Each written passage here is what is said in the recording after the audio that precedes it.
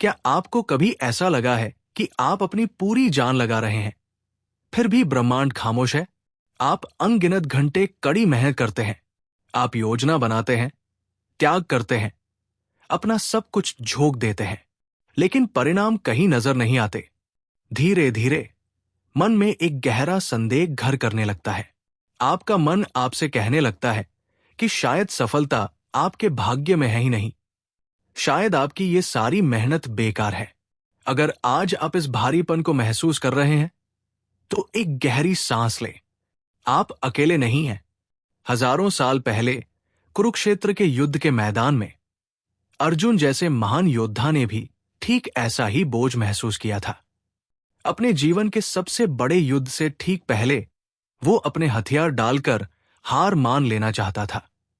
आज हम उस सटीक और जीवन बदलने वाले ज्ञान को जानेंगे जो भगवान श्री कृष्ण ने अर्जुन को उस अंधकार से बाहर निकालने के लिए दिया था। जब हमारे जीवन में रुकावटें आती हैं, तो हम अक्सर अपनी मदद के लिए बाहर देखते हैं। हम किस्मत बदलने, एक नए अवसर या किसी मसीहा का इंतजार करते हैं। लेकिन भगवद गीता के 6 अध्याय के 5वें श्लोक में भगवान श्री कृष्ण हमारे संघर्षों का सबसे बड़ा सत्य बताते हैं। वे कहते हैं, उद्धरेदात्मनात्मानं नात्मामवसादयेत्। इसका अर्थ है, मनुष्य को चाहिए कि वो अपने मन की सहायता से अपना उद्धार करे और खुद को कभी नीचे न गिरने दे, क्योंकि मन ही आत्मा का मित्र है और मन ही उसका सबसे बड़ा शत्रु है। आपका मन ही असली कुरुक्षेत्र है। यदि आप भीतर से हार मान चुके हैं, तो बाहर से कोई भी आपको नहीं बचा सकता। जब आप अपने मन को लगातार देरी, विफलताओं और तत्काल परिणामों की कमी पर ध्यान केंद्रित करने देते हैं, तो ये आपका सबसे बड़ा दुश्मन बन जाता है। ये आपकी उस ऊर्जा को चूस लेता है जो आपको सफल होने के लिए चाहिए। लेकिन जिस पल आप नियंत्रण अपने हाथ में लेते हैं, जिस पल आप अपने मन को परिणामों के बजाय केवल अपने कर्म पर केंद्रित करना सिखाते हैं, ये आपका सबसे बड़ा रक्षक बन जाता है। आपको अपने विचारों का दास नहीं, बल्कि उनका स्वामी बनना होगा। लेकिन जब इंतजार का दर्द इतना गहरा हो, तो हम अपने मन को कैसे वश में करें?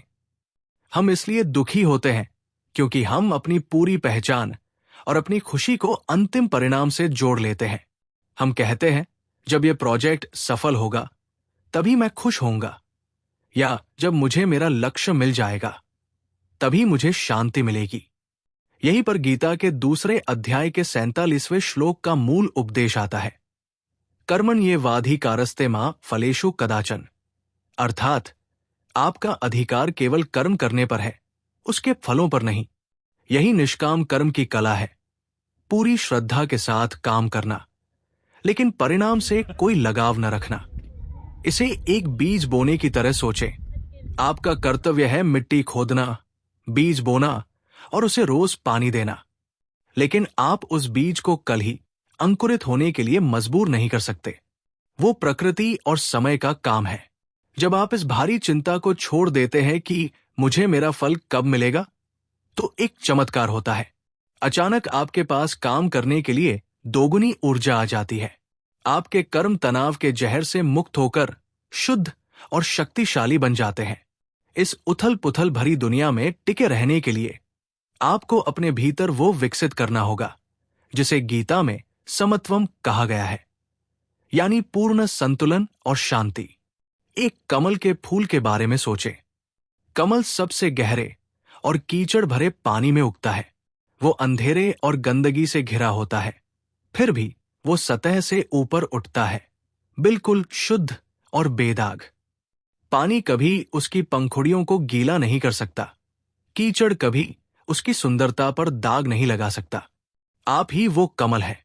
ये जो देरी है, जो तनाव है, या सफल होने में जो समय लग रहा है, ये सब केवल कीचड़ है। बाहर की दुनिया में चाहे जितनी उथल पुथल हो, उस कोलाहल को अपने मन के मंदिर में प्रवेश न करने दें। अस्थायी विफलताओं या अस्थायी सफलताओं से अप्रभावित रहें। अपनी दृष्टि केवल अपने उच्च उद्देश्य पर स्थिर रखें। हमेशा याद रखें, आपकी कड़ी मेहनत कभी व्यर्थ नहीं जाती। पसीने की हर बूंद, जागी हुई हर रात और निराशा का हर क्षण।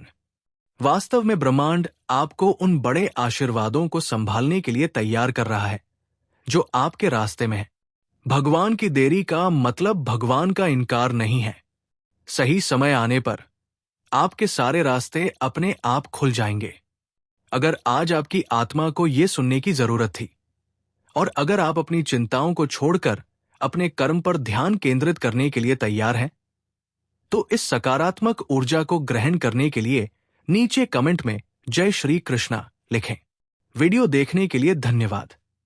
दैनिक वैदिक ज्ञान, आंतरिक शक्ति और मन की शांति के लिए कृपया द लोटस चैनल को सब्सक्राइब करें। मजबूत रहें और अपने पथ पर चलते रहें।